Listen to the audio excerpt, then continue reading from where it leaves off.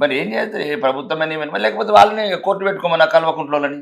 ఉమ్, ఆడ ఫామ్ హౌస్‌లో కోర్టు పెట్టుకోమను. అలాగే జడ్జి పెట్టుకోమను. వాళ్ళ కుటుంబం అంతా వీళ్ళకి అందరికి మొత్తం మైండ్ దొబ్బింది ఉమ్, కేటీఆర్‌కు. ఉమ్, కవిత దెబ్బ మామూలుగా లేదు. ఉమ్, అంటే మొత్తం ఎంత అసహ్యకరమైన మాటలంటే అవి. ఉమ్, అసలు మీరు జీవించడానికి అర్హత లేదు ఆ కవితమ్మ అన్న మాటలకు. ఉమ్, తెలంగాణను భ్రష్టు పట్టించిండ్రు. లక్షల కోట్లు దోసుకున్నారు.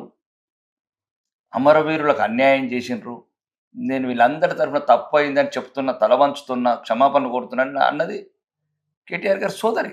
ఉమ్, లక్షల కోట్ల అవినీతి చేసి ఈ రోజంతా దోసుకున్నదని అంటే మైండ్ పనిచేస్తలేదు. అలా చెల్లె పార్టీ పెట్టేటోళ్ళకి ఎక్కడన్నా మాకు కునికి లేకుండా పోతుందని మీ కుటుంబ సమస్యలని ఒక మామూలు కుటుంబంలో గొడవలు, ఆ గొడవల్ని రోజు ప్రెస్ మీట్లు పెట్టి ఆయన ఒక పాపం అయినా కానీ అంటే చాలా గౌరవం ఉండే. ఉమ్. ఇంతకుముందు ఐపీఎస్ ఆఫీసర్ చేసిండు ప్రవీణ్ కుమార్, ప్రవీణ్ కుమార్, ఆర్ఎస్ ప్రవీణ్ కుమార్. ఆర్ఎస్ ప్రవీణ్ కుమార్.